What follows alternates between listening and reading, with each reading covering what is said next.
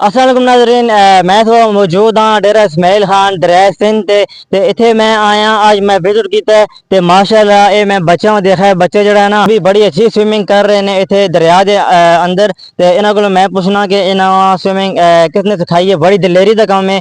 इस टाइम ते अगर देखा तो बहुत ज़्यादा अमवात हो रही हैं पानी के अंदर डुब के, लेकिन इस कम उम्री विच पानी के अंदर जाना स्विमिंग करना डुबकी लाने फिर बाहर आने ने ये बड़ा औखा काम है।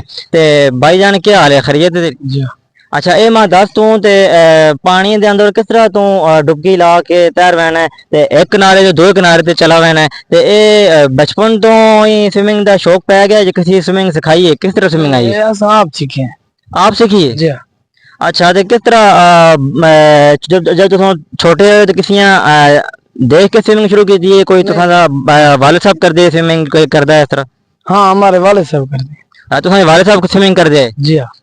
अच्छा ते वाले साहब ने कोई तो आखा है कि स्विमिंग इस तरह करनी है या इस तरह डूबना है विच स्विमिंग इस तरह करनी है या के गौर ने स्विमिंग दे या तुम बस देख के आ गई स्विमिंग? नहीं नहीं ऐसा देख के आ गई।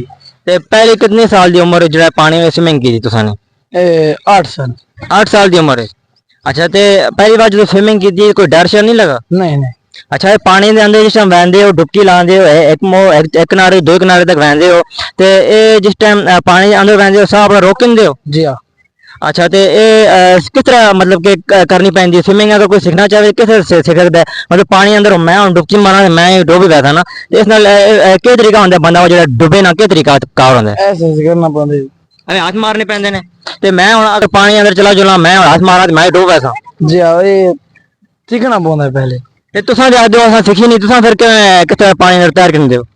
ऐसा आप सीख गए हैं ना बस। अल्लाह खुद बहुत सीख गए हो? जी हाँ। देखते ही सीख गए हो? हाँ। अल्लाह ये बचपन तो इंसान जो चीज देखता रहता है उसका जल्दी सीख लेता है ना। जी हाँ। तो मैं 10 तेरी में तो काटे इस टाइम पानी अंदर रहने डर नहीं लगती? नहीं डर नहीं लगता।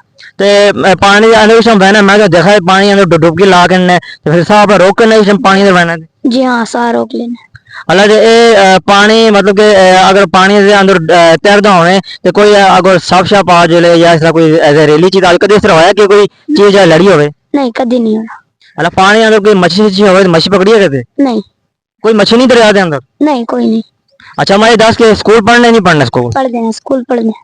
अच्छा तो ये आसान काम है स्विमिंग करना या मुश्किल काम है तैरना पानी के अंदर? जो तैर सकता है उसके लिए आसान है, जो नहीं तैर सकता मुश्किल है उसके लिए। हाँ ये बात तो बड़ी पॉइंट वाली की है बच्चे ने। कोई जा अगर गहरी हो दरिया के अंदर तो उथे पता लग पैंदा कि जा थोड़ी गहरी है या बहुत ज्यादा उथे फिर डुबने का थोड़ा चांस होता है इस को पता लग पैंदा? हाँ पता लग पैंदा जो भाई ये जिक्की थी कि ये बात ठीक टू भी आंदी बात बंदा निकलना दे बात से तैरन लग। अच्छा अगर कई जा थोड़ी जी डूंगी होवे तो उथे मतलब कि तुसा थोड़ा जा डुबकी आ रही है? जी एक डुबके आंदे बात निकलना दे बात ओ कर गिने ओ काट गिने बात तारी मारन लग। अगर कोई बंदा दरिया के अंदर डूब जाए तो बचा के? जी हाँ बचा गिने। आज तो कोई बंदा बचाया भी है या नहीं? हाँ बचाया निका छोटे बाल है कढ़ा।